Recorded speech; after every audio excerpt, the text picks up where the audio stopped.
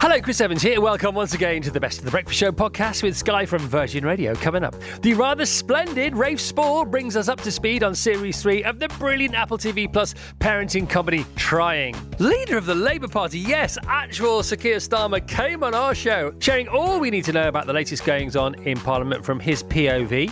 Hilarious duo Daisy Haggard and Chris Addison spilled the beans on the return of Breeders Season 3 on Sky Comedy, and the one, the only Piers Morgan gave us the lowdown on the latest from his Talk TV show Uncensored. What a week it was for him and his team. All of that and so much more to come. So, Jack, let's kick things off. Who's first? When people think transformation, they imagine giant space robots or heartwarming TV shows about houses. But I imagine this insanely talented actor. He is gracing our screens in Apple TV's third season of Trying, out next Friday. Movies, TV and theatre, he can do it all! Please give a big old welcome to the incredible Rafe Spall! Wow. Yeah, I'm sorry he wasn't more enthusiastic, Rafe. I can only apologise. That's got me amped. Come on, man. It's got me feeling good about myself. Well, it's got you amped and it's got you revved up, which is no small feat at the moment because you're 140 performances into To Kill a Mockingbird. Yeah, I am. It's ridiculous. Last night as well? Yeah, mate. On the bounce, 140. Only with Sundays off, 8 times a week. I know. By the way, the reviews are ridiculous. Well, thank goodness. They're off the chain, mate. Yeah, it's good. Country Life. I subscribe to Country Life. I do. I love it. So do I. Isn't it terrific? I really look forward to it. I look forward to it. So do I. Yeah, that's so funny. Why don't we form a club? I think we should. Let's just talk about To Kill a Mockingbird a bit more. You've been nominated for 2 Olivier Awards. This could see a third, I reckon. Well, let's see. Maybe. Okay, yeah. But Evening Standard 5 stars. Spall brings a wry charm and vitality to the role of the upright lawyer. Rafe Spall is stunning in a brand new take on To Kill a Mockingbird, the classic.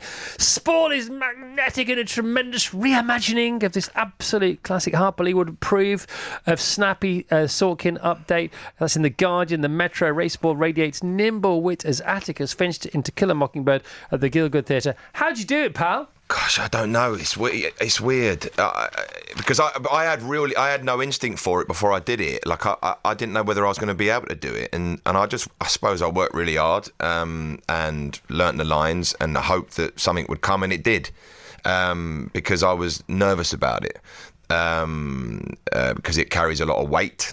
Everyone had an idea of Gregory Peck in their mind, and I'm probably the opposite to Gregory Peck in many ways. But we pulled it off, and it's a relief, but it is exhausting. It does take a lot out of me, and I shall be looking forward to my break after 14th of August is when I finish. It's killamockingbird.co.uk for tickets if you can still get any. When did you know you'd nailed it? That's a good question. I suppose the first preview, first time you ever do really? it. Yeah. First time you ever do it in front of people. First time you do it in front of people, you go, oh, okay, this is interesting. You get because the theatre is essentially, I'm stood on a stage, you've got 1,000 people watching you, I'm speaking in such a way that disturbs the air particles in a way that means that me on the stage and certain people in that audience will never forget that moment. Yep. So the ephemeral nature of theatre is really gorgeous. You just know that because it's different every night, I do it differently every night, that you're sharing something. It's a very, very communal experience. And I don't want to get lofty about it, but it's quite spiritual, actually. That's not lofty. That's the opposite of lofty. It's quite a spiritual exchange. And you know, we were one of the first big shows back after the cultural desert of the pandemic in terms of theatre. And just to, you know, I come out of the theatre last night, Chris, and I was driving out and I see all these people and they're after the show, they're hugging because people come together to watch plays together. They go, they get tickets for a show and they call their mate and they go, do you want to come and see the play with me? And you see them and I see them after the show, they're hugging each other saying, all right, it's so great to see you. And it just makes me feel a bit emotional even thinking about it. It brings people together, and it's gorgeous and meaningful, and I've been really, really, well, it's been very important for me to be a part of that. Yeah, you've been blessed. I have been blessed, yeah. Cool, mate. Well, you deserve it. All right, you're actually here not really to talk about that, but we had to mention it because people are raving about it. Once again, I've got to say again, killamockingbird.co.uk. Get tickets, but leave one for me for Tuesday or Wednesday. That'd be amazing. Probably Tuesday. We've got a team lunch on Wednesday. There'll be no theatring after that. We'll have drama of our own to entertain us. I can sort you out. I'm Atticus Finch. Atticus Finch can get you tickets, don't worry. All right, mate. Thank you so much. So, Rafe, Trying. We have season 3 of Apple TV Plus's smash hit Trying. Again, when did you know this was going to be a hit? I think, well, something I learned about my experience of doing acting is that your enjoyment of a show has no impact on the quality of the finished product. Reflection on the finished. So we had a really great time doing it, and I love working with Esther Smith, who's my co-star, the other lead on the show, and she's a phenomenal person. And people responded to it from the off, and people who like this show love it. But, you know, going back to what I was talking about, you've got no control over how good something is, in my position, because I sort of wash my hands of it when I've done my last day shooting, and how it turns out is up to other people. But all I've got control over is the enjoyment I have making it. And I love doing this show. I love it.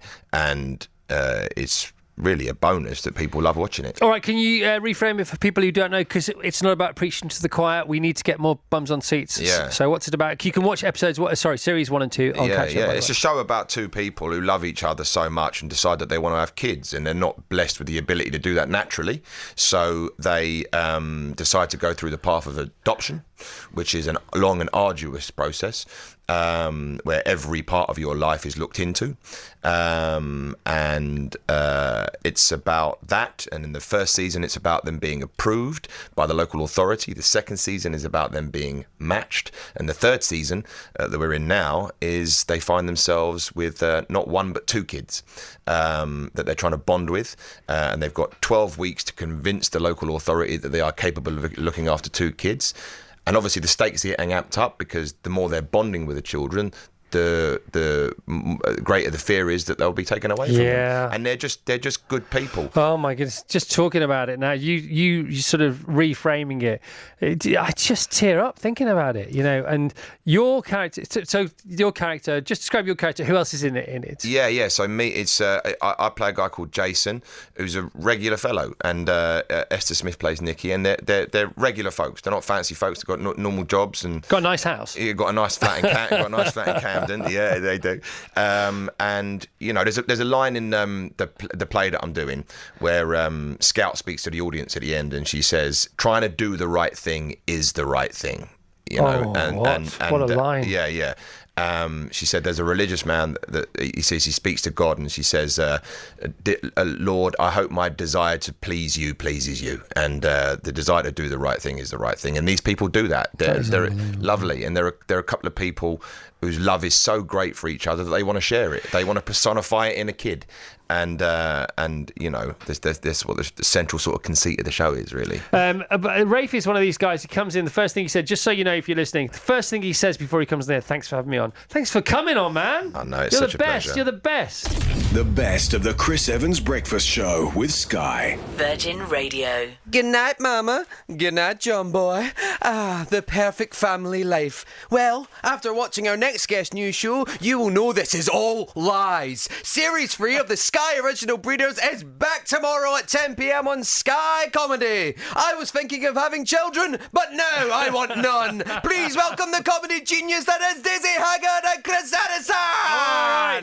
Good morning, you two. Morning. How are you both? Great, thanks. Yeah, really chipper. It's always, do you know what? It's always nice to come in here because the view is so fantastic. You always feel good. It does feel good. It feels good on a bad day, but on a day like today, it feels like you actually may be in heaven. Yeah. So how are you both feeling, you know, on the eve of season 3 of Breeders? Excited Yes. for everyone to see it. I think I love this particular season. Yeah. Okay, now how are you internally? You know, the butterflies, or are you cool with it? I mean, you've been here before, obviously. Well, but I'm on quite heavy medication, so it's difficult for me to Are you actually? sort of say. No. I mean, I should be. I really should be when these things go out, because you've no idea. You can't go near Twitter in case people don't like it. But in case everything. In case everything. In case everything. Yeah. All right, so for people who don't know, Daisy and Chris, can you please frame your involvement in this whole shebang? Okay, so this show, Breeders, I am the co-creator along with Simon Blackwell and Martin Freeman. Yeah, I'm one of the directors. Daisy, what is your involvement? I am in it. And I do play. One of the children? I don't play a child, although, I should. I play Ali, Martin Freeman's wife. You're a person in her own right. She's not just Martin Freeman's wife. No, she's just... No. Yeah, I play Ali, the mother of the 2 kids, married to Paul, struggling, I think, in this season quite a lot with a lot of... She's got a lot of things in the air. Yeah. Well, as these shows go on, more and more things happen, don't they? Because they become more laid. Yeah. Where did it begin? Because it's not about preaching to the choir. It's about preaching to those yet to be converted. Excuse me. Where did this journey start? And is it where, as a writer, a creator, is it now where you thought it would be, or is not how these things work? No, it is quite how these things work, and no, it's not where I thought it would be. So the show started. This is our 3rd season. The show started a couple of years ago, and the idea behind it, for those who don't know, is that it's basically we tried to make like a truthful family sitcom, so that with the idea that. The idea is basically there's nothing in the world that you love more than your kids. Nothing. But equally, there's nothing that can make you angrier than your own children. And that's sort of the dynamic in the family house.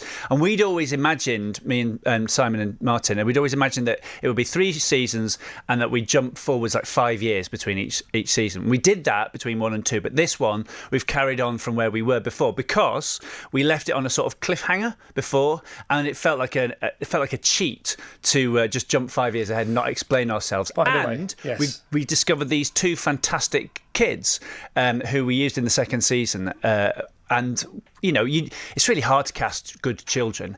And we knew they were good, but we didn't know how good they were. And then we went, we've got to give them more to do. So we've stuck in the time. Like lots of things like this that end up being brilliant. It starts to tell you what to do as a writer. Yeah, absolutely. Yeah. That's... Rachel, while I die over this side of the microphone. Can you please frame your memory of the last episode of season 2? So we saw at the end of season 2 there was this physical altercation between Paul and his son, and it was a really emotional scene, and it ended with the son basically saying, "I can't live in the same house as you," and so Paul moved out. Yeah. Where did that storyline come from? And do you have to do a lot of research into that? By the way, there's loads of laughs in it as well, just so you know. The storyline, so we knew that we wanted to break Paul and Luke's relationship at the end of it, and Simon thought, there's a moment when you realise that when you've got kids to begin with, they're just tiny and you're picking them up and you're doing everything for them, but as time goes on they get bigger, and there's a point where suddenly they can stand up to you, and we liked the idea of Luke standing up to his dad. And the most sort of the powerful way of doing that was physically. So we knew we were all the way through season 2. We knew we were heading towards this punch, this moment where Luke actually wallops his dad, and then this season is sort of about how they try and repair that. It's really interesting, isn't it? As a parent, I think it's really interesting because it's about the direction of flow. Of emotion and energy, and the first time your child turns at you and looks back at you with energy going from them as opposed to them, that's the change in direction of the relationship, I think, and that's when you have to change. You have to listen. You have to look as a parent more specifically. And it's if you do first of all, if you notice it, you may not notice it if you're not looking literally looking in the right direction at the right time.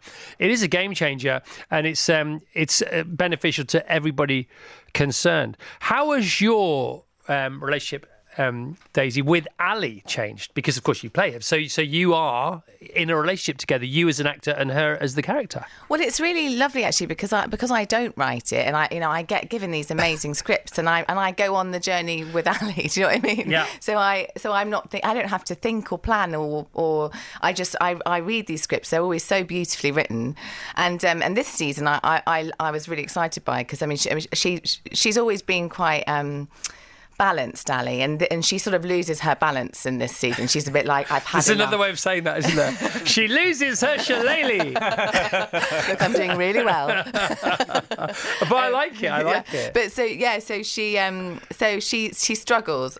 a lot, and it was really fun. It's really fun to play, and it's really nice to see that side of her, and to see her as the angry one, and to see her kind of unable to keep it together. And it's the quiet anger as well, isn't it? Yeah. It's the quiet anger. It's the anger that's been banked. Yeah. Because he's always expressing his He's been all the allowed time. to That's do his that. language, isn't it? In a way, that's this sort of modus operandi. She sort of had enough, in some ways. Yeah, I know. Again, it's pushback. Again, it's that change of energy. I don't know if you noticed that in characters when you're writing it. Yeah, definitely. Because and they start to figure out where they are, and they or more to your point, Chris, they realise where they are rather than figuring it out. I think it comes as a shock, and that's what it was for Paul. He just hadn't seen the effect that he was having on his son, or at least hadn't understood the full extent of it. Yeah. And he's had to rethink it completely. Daisy Haggard and Chris Addison, they are back with their amazing show tomorrow, episode 1, season 3, Breeder season 3, available to watch from tomorrow at 10 p.m. on Sky Comedy and Now TV and on demand, of course.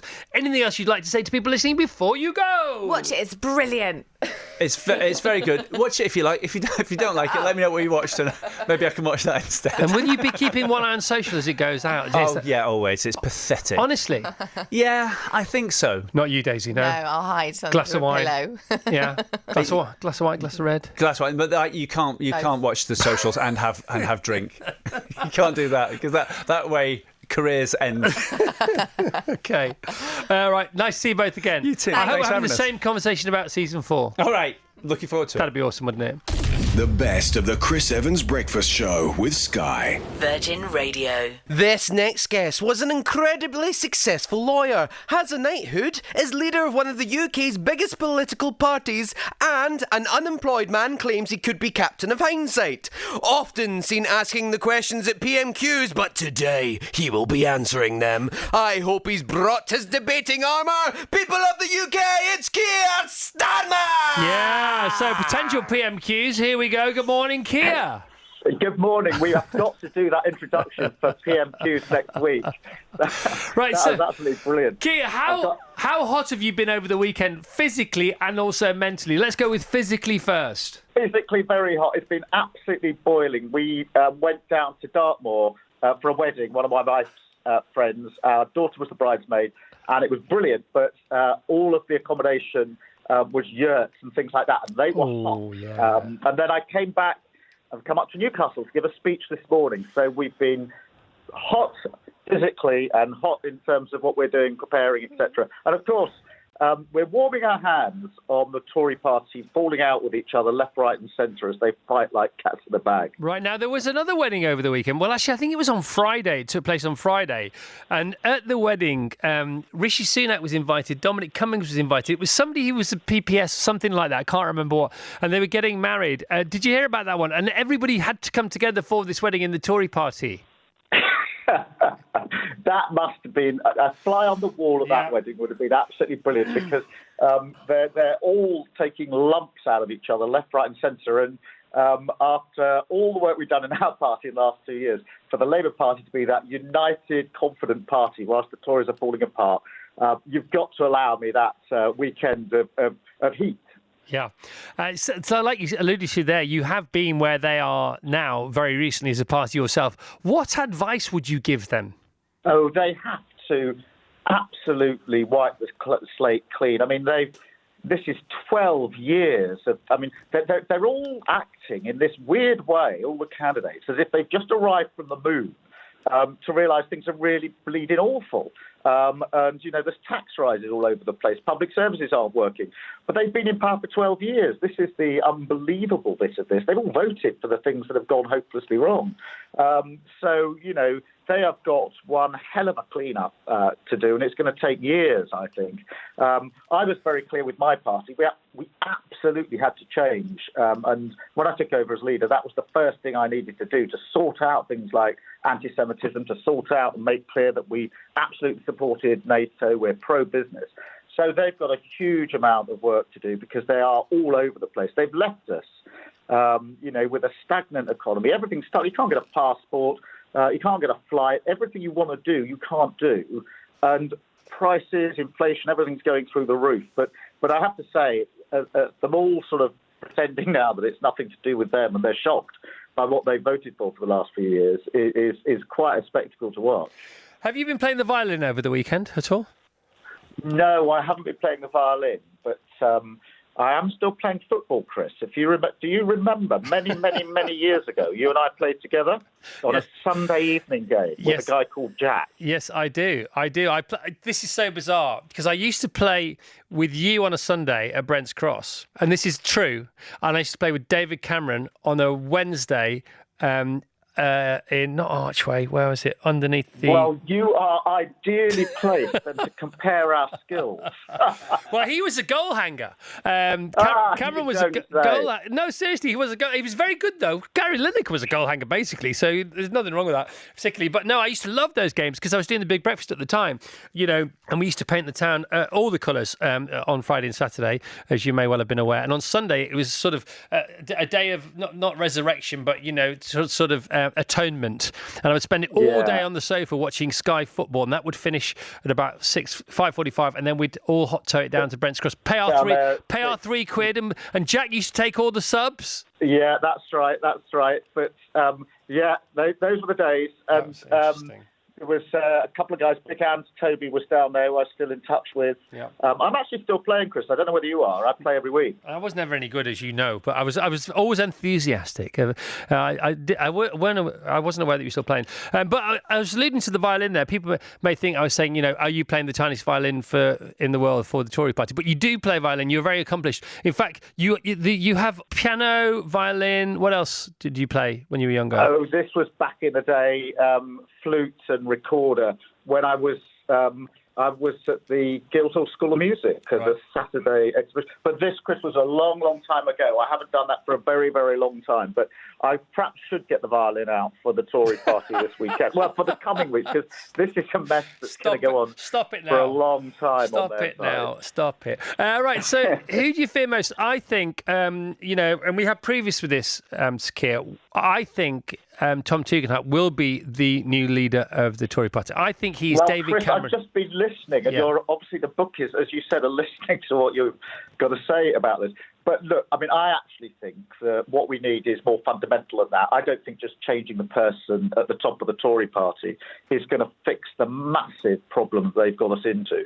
We need much more fundamental change than that. We need a general election. We need to change government. We need a fresh start. And you can't do that with this clapped out, tired, out of ideas government, even if you change the person at the top. So we want more fundamental change than that. We want a fresh start, and that's only going to happen if we have a general election. So that's what I want to happen. No, I know that. I'm just warning you. I'm giving you a heads up. Be prepared to take on Tom Tugendhat. Okay, either he or you is Kyrgios, and whoever isn't is Djokovic. So just bear that in mind. All right, take it from one. I've been in this situation quite a few times. Does that mean we get to? Does that mean we get to shout at people? Well, we do shout at people in PMQs anyway, I suppose. I know.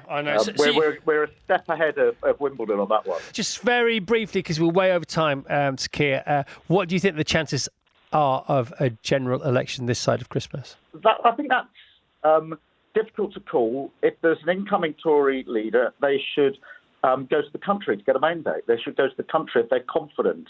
It's not very satisfactory, is it, to have a new Prime Minister decided by just what is a very, very small number in the end of Conservative Party members. The public ought to have a say in that, in my view. And we need a fresh start. We're ready. We've put our house in order. We've changed the Labour Party. We're confident. We're united. We're fighting fit. And we want to get in so we can show that we can make a real difference. So I say to any of the candidates, open challenge, bring it on. The best of the Chris Evans Breakfast Show with Sky. Virgin Radio. Not a lot actually happened last week, so I have no idea why our next guest decided to extend his weekly show by multiple hours. Breaking news and breaking the internet nightly on said show, Piers Morgan Uncensored, on Talk TV at 8 p.m. tonight. Boris has left. Away he ran. But what do you think about our next guest for PM? It's Piers Morgan! All right, Piers. Good morning, chaps. How are you? Well, very well, thank you. Little did we know last Monday how the week was going to unfold and explode. Yeah, quite extraordinary, wasn't it? How fast these things can happen when suddenly the ruthless Tories get their mix into somebody. A bizarre sort of week in many ways. And what is even more bizarre is that the guy who got turfed out after 60 of his own ministers said they no longer had confidence in him, remains Prime Minister and might do for several more months, which is, to me, one of the most inexplicable parts of the whole thing. So, but they are saying, aren't they, that happened with David Cameron and Theresa May. Am I missing something there, Piers? Well, yeah, but they didn't get this unbelievable onslaught of votes of no confidence from their own ministers. I mean, I've never known anything like it, where most of the cabinet turn on a prime minister, and eventually he has to go, but he hasn't actually resigned as prime minister. I'm not sure even if many people are aware of this. He's just said he's going to go. And I just think it's a strange situation. But anyway, obviously, as you can see from the papers today, everyone's moved on now to who's going to take over. Interesting call you're making about Tom Tugendhat, because I played golf at the weekend with one of my oldest village mates, who happens to be one of his constituents. And he said to me that he wrote to him several times in the last year or so about local environmental issues. And he said he got incredibly fast and very detailed personal responses. And I don't know about you, Chris, but there's something about the way that MPs treat their constituents on a local level, if they do it like that, which I find very impressive. It means to me they're not just in this for the power and the glory, they're actually in it to try and affect change in the constituencies that they represent. So I was impressed by that. And I think he is, when you read about his military record in particular, this is a guy who's been in some very serious situations. And all the people that were with him speak incredibly highly about his courage, his diligence, his work ethic, his loyalty, and his sort of ability to handle ferocious fire. So all of those things, you look at this runners and riders list, a lot of them are very predictable, but a lot of them are attached to the old regime. Tugendhat is a completely fresh face in all this, and I would not underestimate him. Yeah, and also, if he goes up against Keir Starmer, say they become ultimate adversaries, you got two, serious men, who don't shy away from detail, the opposite of everything we've seen for the last couple of years, but also who've had other jobs, so have, existed in the real world and, achieved success, whatever that means, but also respectability and renown. I think this is important. They have a respect for the office that they hold. And I think that comes from the previous jobs they've had. Because I think one of the problems I had with Boris Johnson, he had such a cavalier attitude, not just to the truth, but also to the integrity of the position that he held. He just didn't seem to care what was going on. And Partygate, to me, completely personified this attitude. I heard somebody this morning, one of the top former civil servants there, saying it would never have happened when he was at Downing Street, because people then had such a real understanding of what it took to represent the country in this hugely powerful place. And I think Boris Johnson just cut a swathe through that.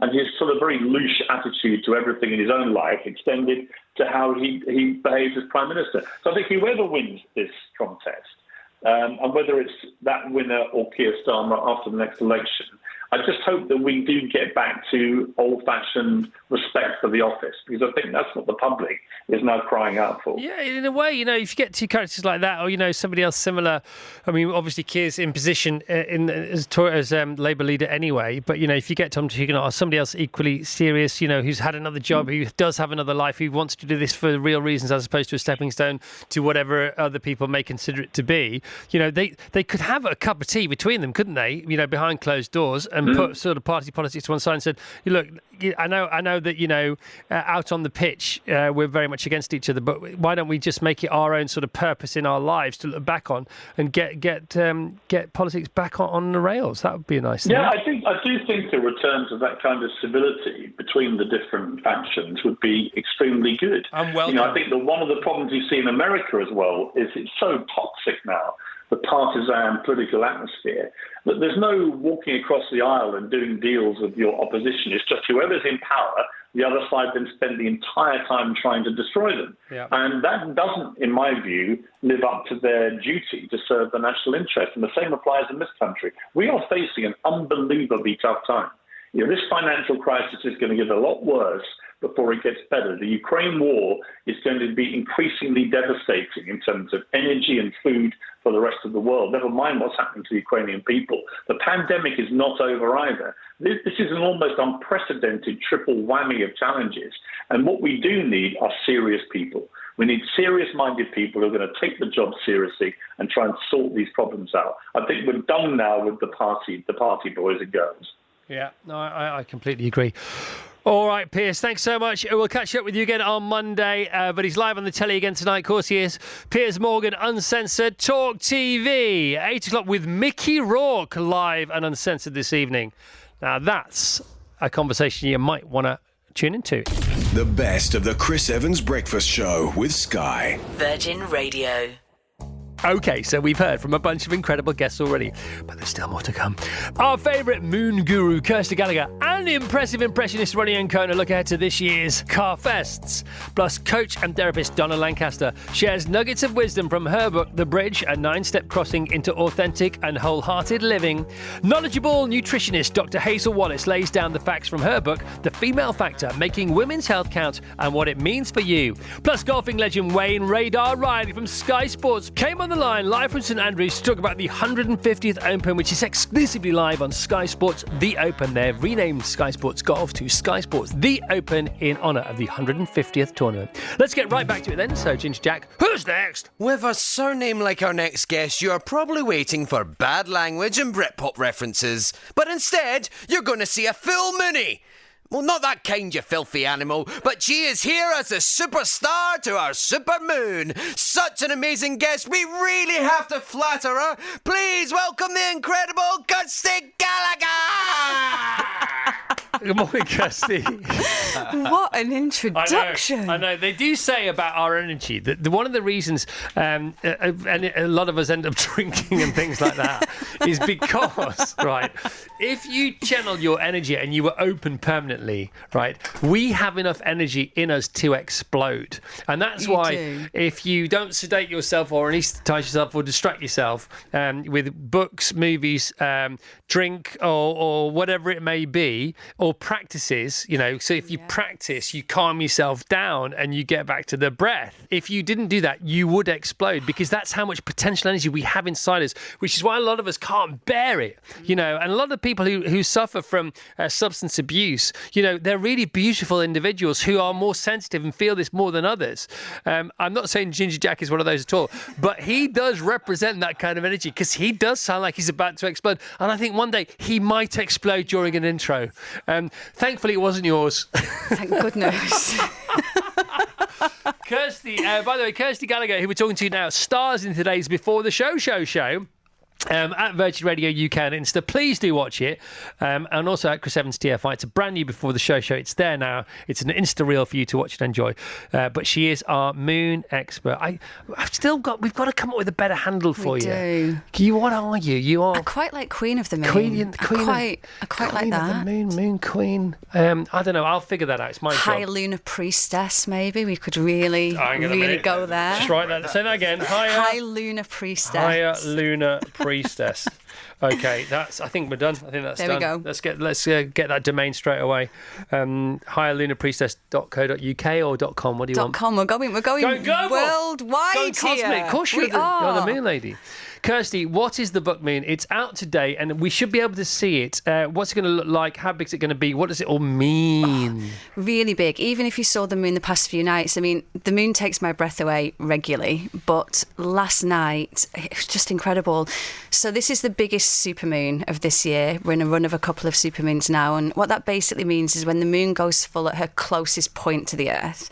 So when you see the moon tonight, she'll look a lot bigger, a lot brighter and a lot lower in the sky.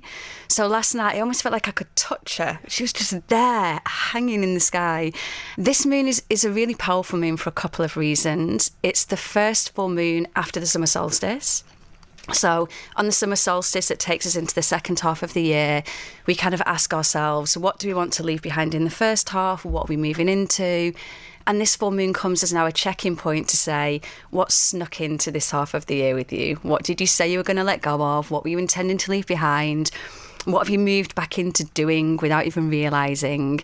So it's a really, especially being a supermoon, a big, bright illumination point where she gets us to really look at and check in with our lives. The Capricorn moon, the moon being in Capricorn, always shakes the foundations of our lives because it's a moon that is about long-term visions, the bigger dream, what's the bigger picture of your life. So this moon will kind of shake the foundations so that anything that's not true, that's not long-lasting, that's not meant for you long-term, kind of gets to fall away a little bit. So we get to build a really firm foundation on something that's going to be lasting. And it's a moon that is really going to create change. This moon is going to stir within us. If you've been thinking for a while of making a change, you've known for a while something isn't quite right in your life, you've been putting up with certain things and kind of going, oh, well, it's not so bad, I don't really like it, or being treated like this, but you've just been putting up with it. This moon will really highlight all of that and enable you to take back your power to create change without waiting for the outside world to change. Right, now, I believe everything you've just said, and I really do. How do you know that stuff is going to happen? Why does this moon particularly have those kind of effects on people, which I am sensing around me and have been for the last few days? Yeah. So when we look at a moon, we look at the star sign. The moon is new or full in, and each star sign, each zodiac sign carries certain traits, certain lessons, certain things it wants us to become aware of. So Capricorn as a sign is about the mountain goat, the long-term vision, getting to the top. So we look at the zodiac sign, then we start to go a bit deeper where it gets into the slightly more complicated astrology stuff. If we look at any what's called aspects the moon is making. So under this moon, the moon is what's called conjunct. She's next to Pluto. So Pluto is the planet. Pluto's known as the destroyer. Pluto will come in and destroy anything out of alignment with our truth, anything that we're doing that isn't meant for us. Pluto comes in to bring a big kind of awakening.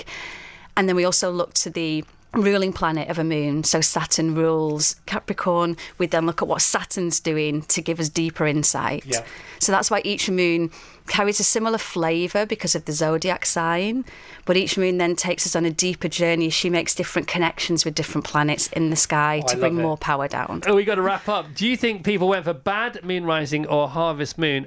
Felix is here. Which would your vote go to? Harvest moon. So would mine. Okay, we got the drum roll though, hopefully going on here. Miranda in Hampshire, bad moon rising, please, is what we're hearing from Miranda. Okay. We're hearing from Lottie in Durham. We're hearing bad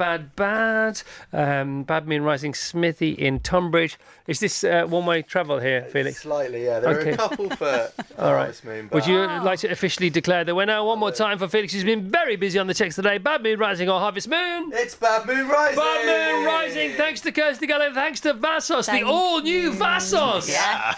And thanks to Rachel. And thanks to the team. Have a great Wednesday. We'll see you Thursday already tomorrow. Bye-bye.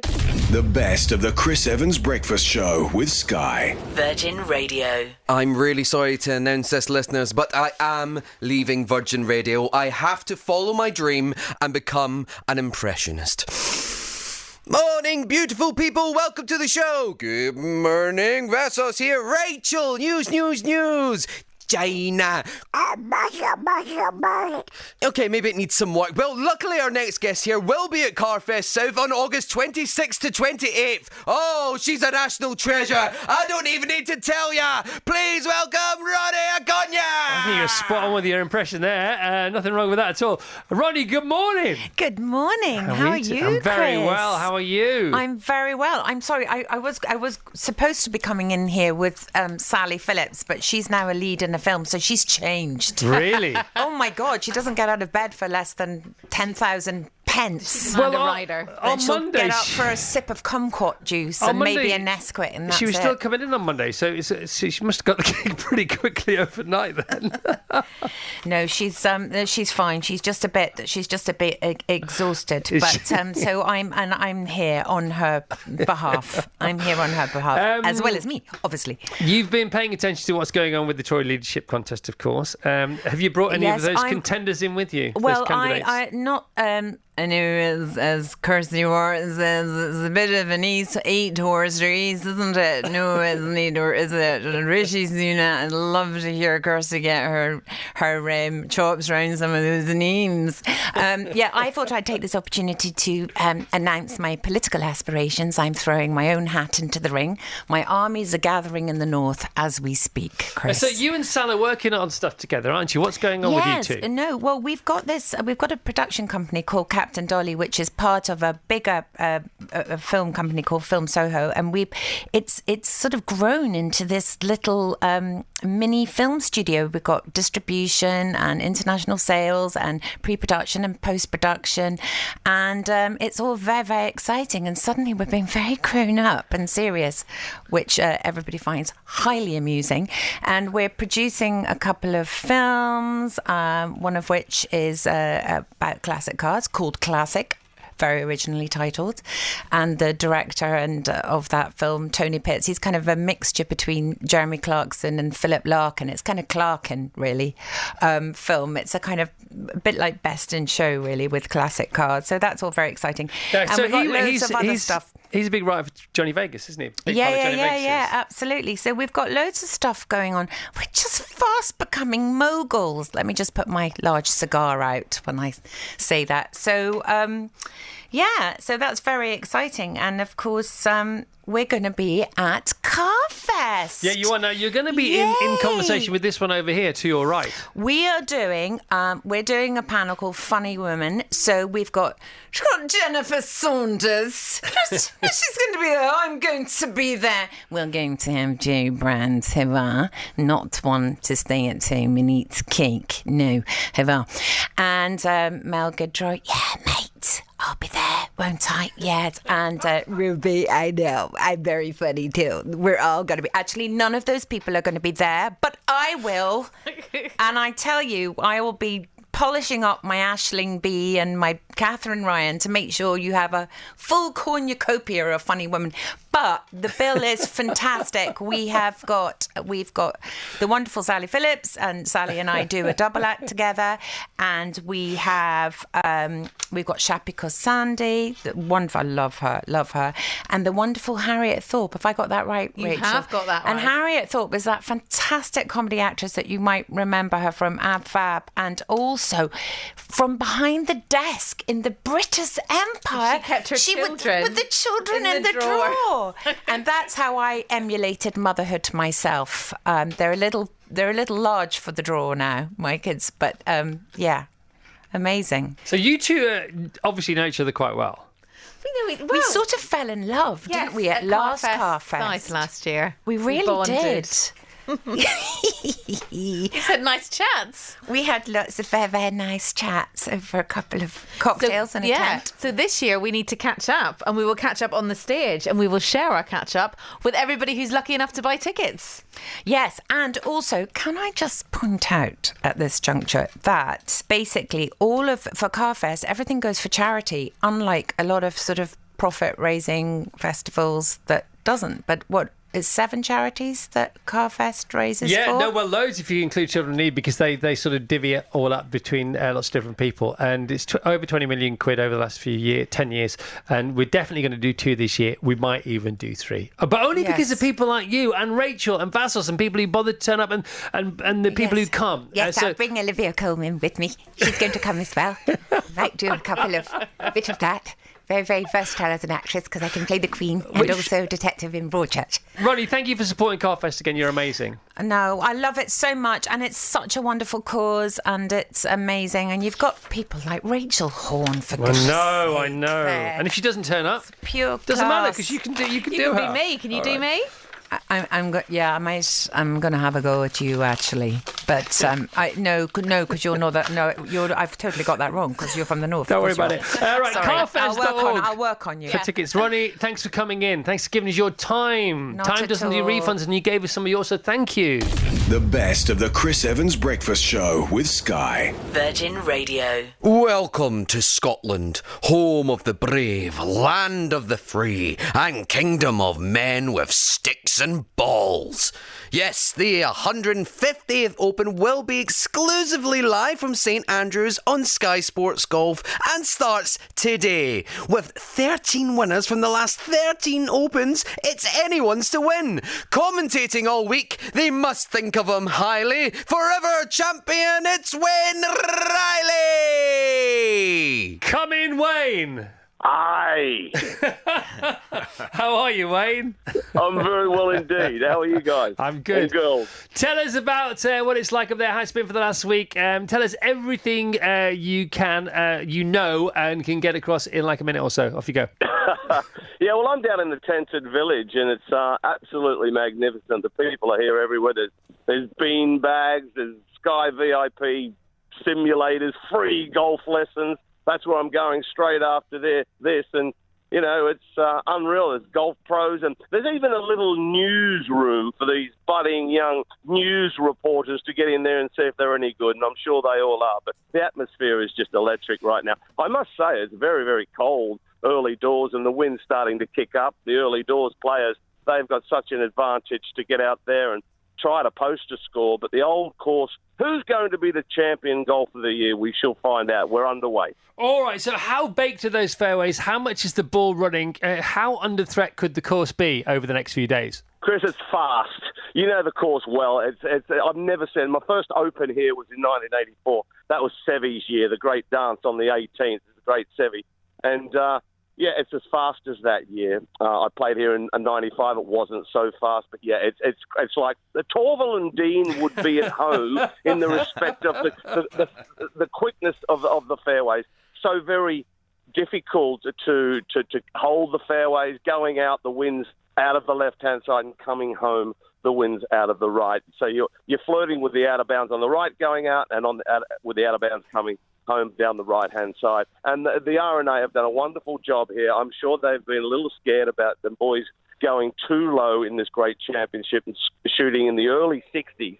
And no, not today. They've gone out there and they have tucked those flags, and they are in some awkward positions, but very fair. So we're set fair for a wonderful 150th Open. And who's going to be the champion golfer of the year? Well, we shall see. What an honour it would be for one of these players to lift the claret jug, the old claret jug. You get to keep it for a year. And, you know, we all grew up. I grew up with pictures of Sevy on the wall and Nicholas and Norman's, these great players.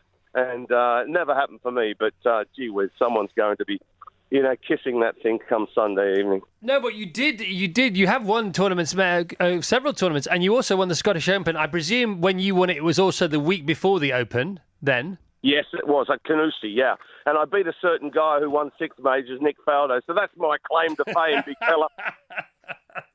Right. What of Tiger Woods? Have you seen him? How's he looking? What do you reckon? Yeah, well, I spoke to him a couple of weeks ago. I was over at Adair Manor doing the JP, and we had a lot of time having a good chat. Yeah, look, he's just eased his way into this, and with the ankle problems and, you know, back fusion, he's the bionic man. He's one of those guys. But back in the 2018 when he won the Masters, I didn't think anyone, especially me, I didn't think we'd ever see him win a major again. So who's to say? I mean, you know, he's one of those guys. This is a golf course that doesn't suit one style of play. The living proof is Zach Johnson, who isn't a long hitter. He won back here in 2015, the last time this great championship was won here on the old course, the Old Lady of St Andrews. So you don't have to be long, just as long as you can weave your magic and, you know, tack your way around this fantastic place. It's our holy grail of golf. It really is. Lords at cricket, you know, St Andrews at golf, anywhere in the world. So Tiger, don't count him out. We will find out where he is at today, Chris, in the respect of what he shoots today. It's such a big telltale today where the great man, 15-time major champion is. So we know how the RNA are trying to prep the course to defend itself against these sort of very sort of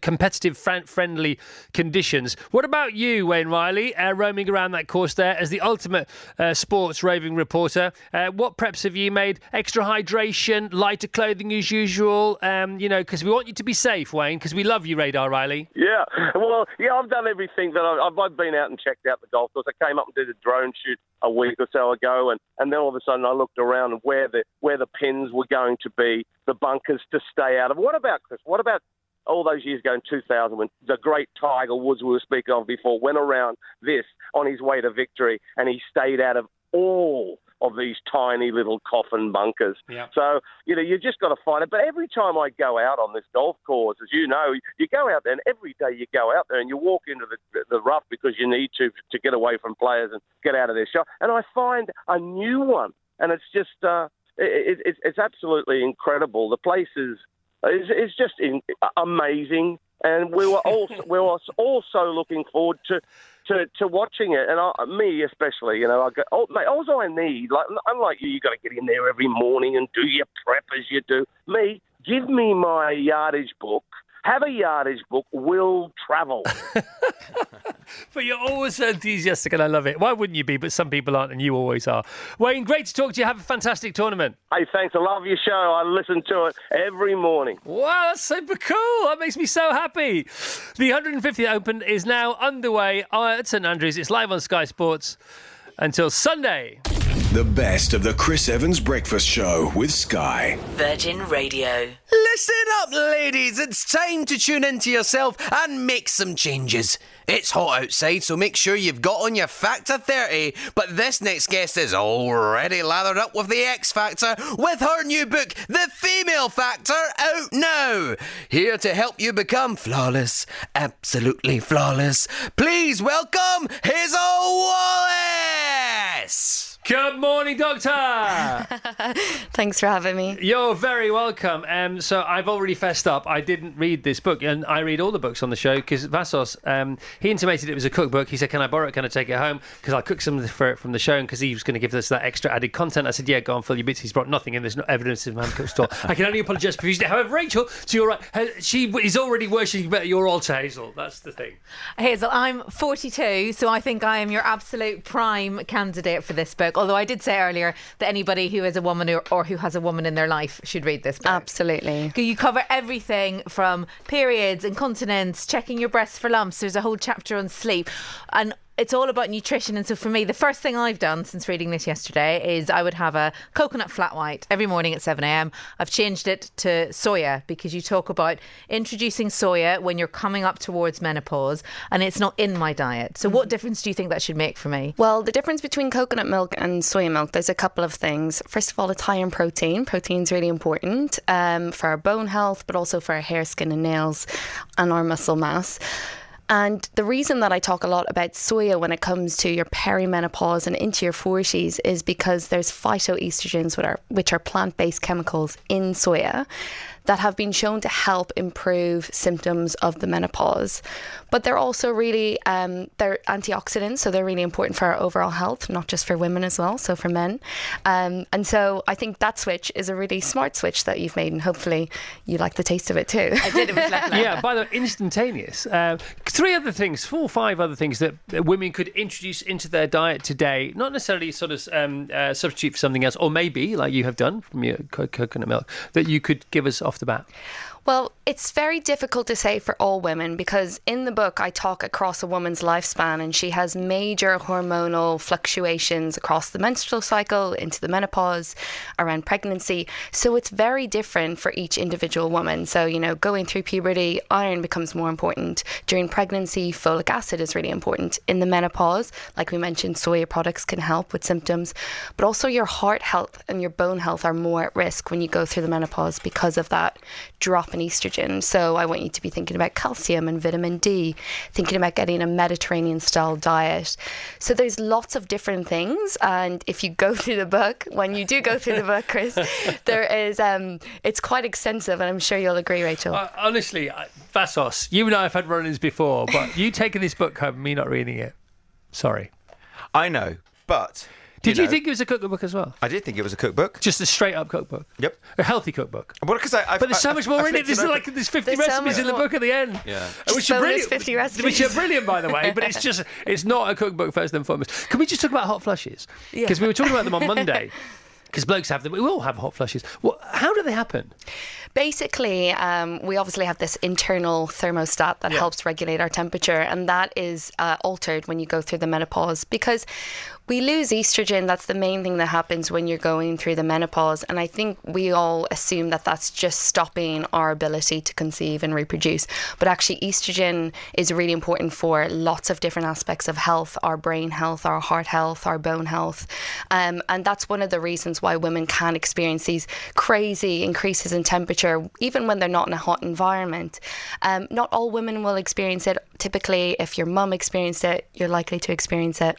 Right. But things like watching caffeine intake, spicy food, and including soya-based foods in your diet are some of the mechanisms that can help improve that. If my wife has had the night sweats for the last 5 years, probably more. And she may be perimenopausal, she may be premenopausal.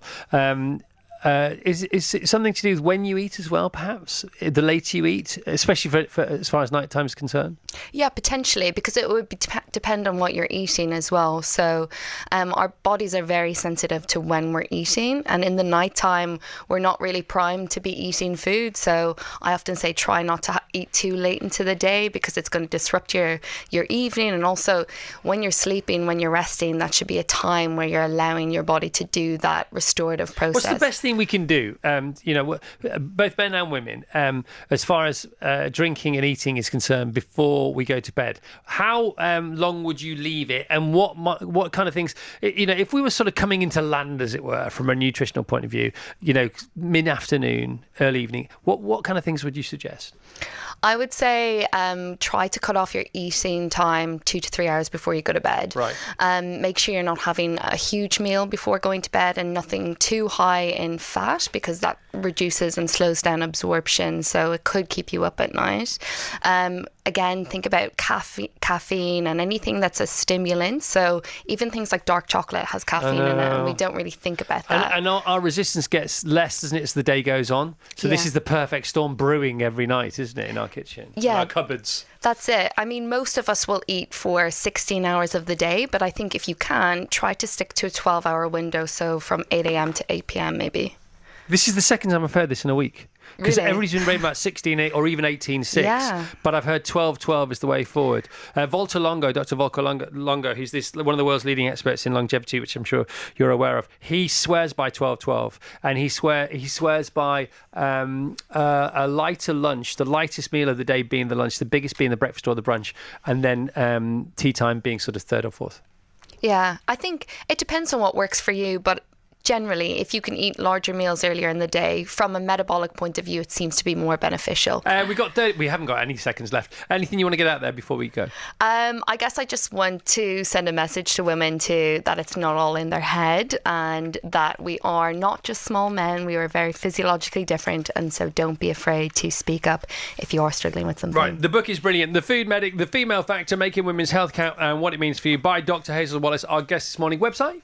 thefoodmedic.co.uk. And Instagram and all that? The Food Medic and podcast. Got it. All right. Thanks so much. Thank you. Back tomorrow. Have a great day, you lot.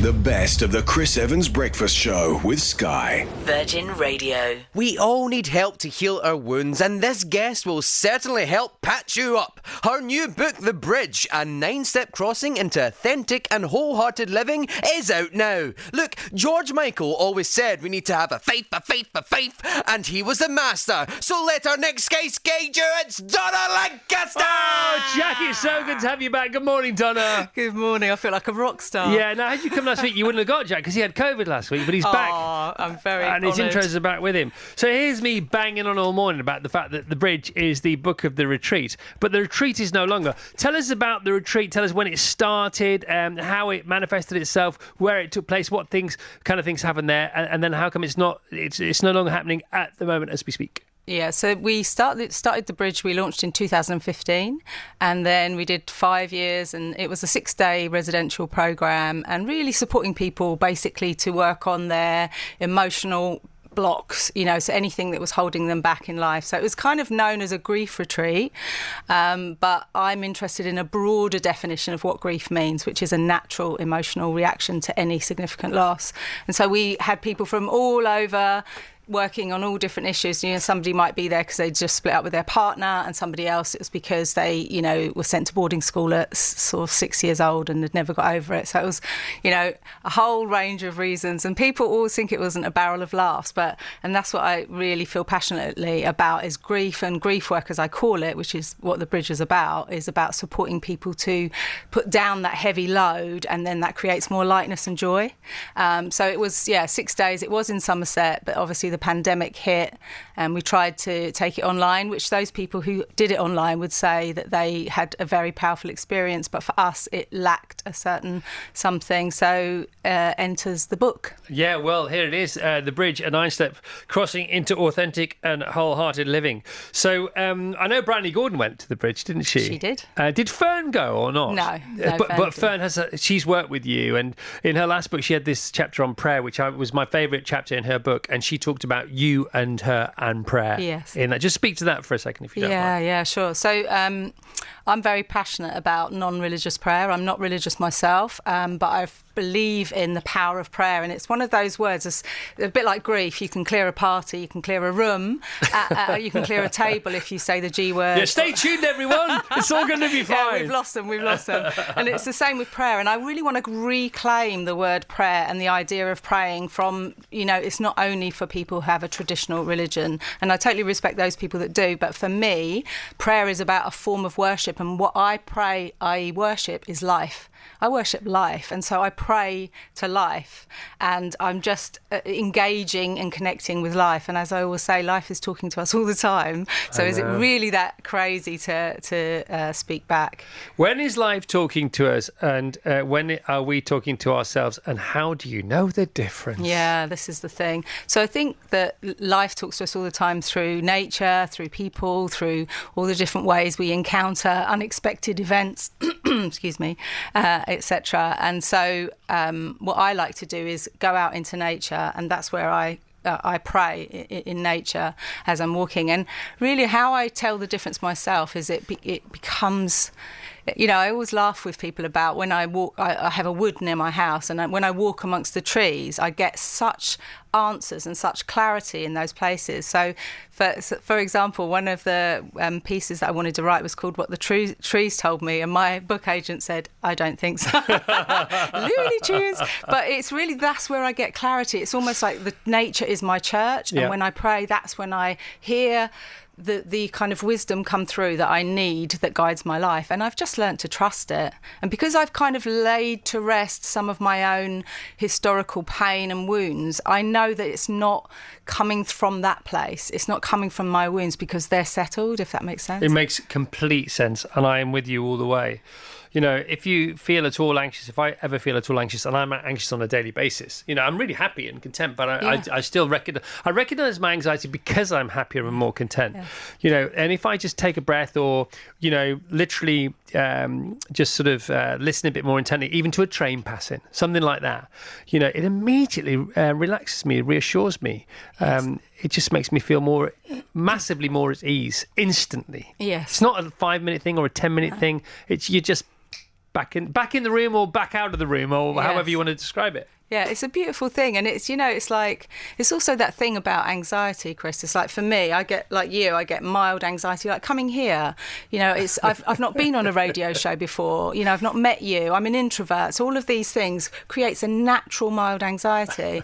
And so I'm just sitting outside the Pret just down the road, and I'm just praying, and I also love the fact that as a 55-year-old woman, I'm still vulnerable enough to have a kind of like anxiety of a 5-year-old. So I think that's partly what the book is about, is welcoming, rather than saying, oh my goodness, I'm anxious and that's not okay. It's like I'm sitting there and I'm thinking, there's a part of me that's like 5 right now, and I really I love that part of me, that sweetness. Right, we're out of time. You're amazing. The book is The Bridge. You can't go there anymore. Maybe you can go there one time in the future. Maybe the retreats will begin again. Who knows? We have got a 2-day workshop called The Grief Space, which is based on the Bridge Retreat, but it's 2 days rather than 6. Okay, website. Deepeningintolife.com. Deepeningintolife.com, or The Bridge by Donna Lancaster, and it's out now. Thank you, Donna. You've been amazing.